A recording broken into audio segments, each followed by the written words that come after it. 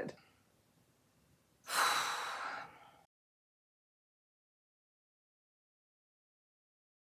Okay, so I live in the Chicago/Indianapolis area of the country. So what I'm gonna do is take a drive on down to Sweetwater, which is a mega campus of thousands and thousands of square feet of musical instruments, accessories, a cafe, coffee shop, giant slide, basically just like a fun campus of music awesomeness. Sweetwater is like one of the biggest, I mean, everybody's heard of Sweetwater. It's one of the biggest like music companies in the world that does a lot of selling. I'm gonna head on over there now and see if I can find some strings and maybe like a tuning key to replace, and see if they have exactly what I need to replace this stuff on my guitar. Here we are at Sweetwater. This place is a gorgeous complex, and this isn't even the only building. There's an entire warehouse out in the back. I believe it's like the size of a football field. It's huge.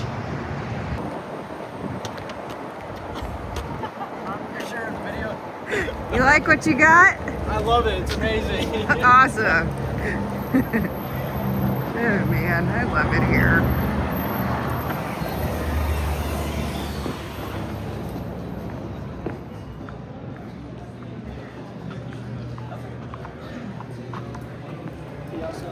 Hey.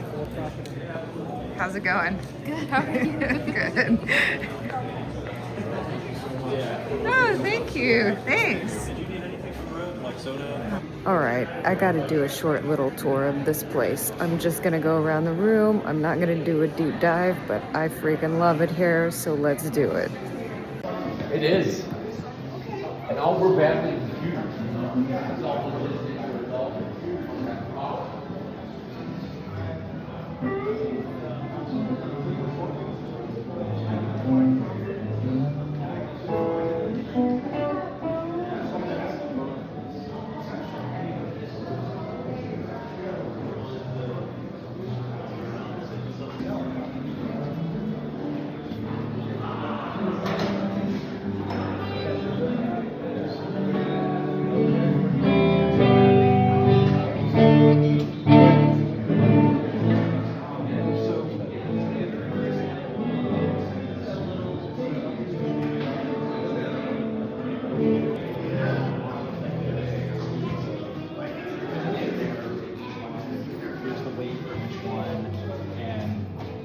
Say maybe the staining the natural finish had a little bit of variation.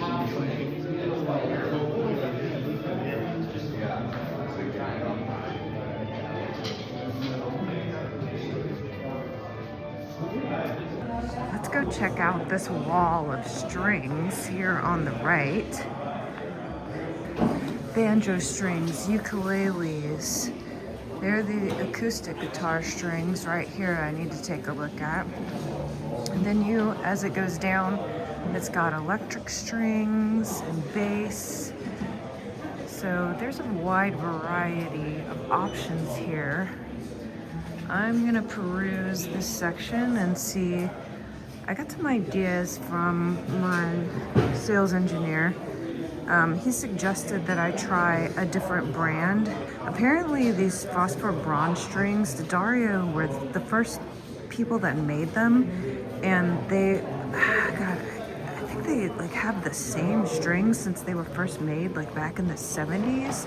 Let me get that information. So our friend Kurt here tells me that the Thadieus EJ series were the first phosphor bronzes, and they date back to 1974. Another sales engineer did confirm to me that the Martin strings did change. So, you know, the way that I noticed that they were different, yeah, that's correct. So looking at this wall, I'm gonna need, so we've got heavy gauges, 14 at EJ. And we've got the light ones. Okay. Oh man.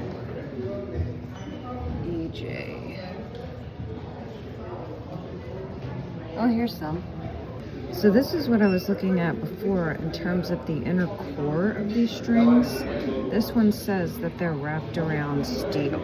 So I'm thinking this could do it, but I'm not exactly sure that the strings are the problem.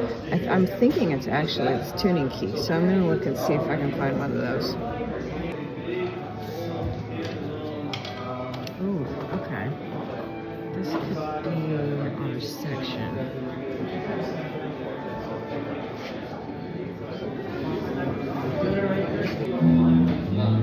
So here's the problem I'm seeing right now. I need one. I don't need 6. Hey dude, can I ask you a question? You can. What's going on? So, okay, I'm filming a video about changing my guitar strings. And as I'm going on, I popped 4 D strings in a row. But I realized, okay, it's probably not the strings, because I did like several different kinds, and I saw that like it might be the tuning key at the end, that there could be like little groove or crack on the...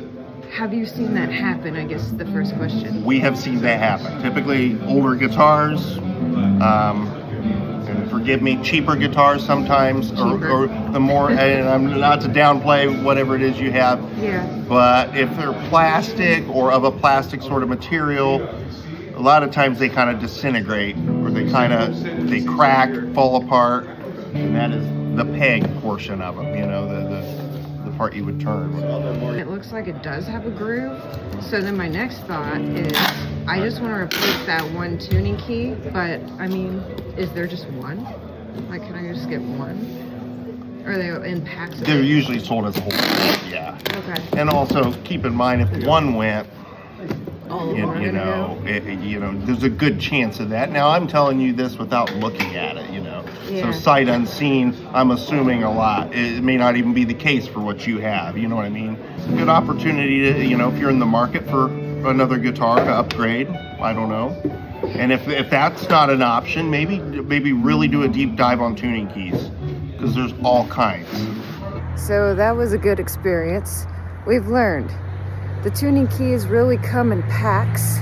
I'm gonna try to look online and see if I can maybe get some used parts, or just something that maybe only has one. I really don't want to make like a huge investment into a guitar that is not this expensive. And then if that just turns into a total disaster or something, I may look in investing in a new guitar. I am finally back home, and in my mind I was like, okay, you know, what do I want to do? Do I want to try to replace these tuning keys, and then that's going to take a long time, or I don't know how it's going to go, or do I just want to like scrap the whole idea and just get a new guitar? I'm nervous about it because I'm used to my guitar.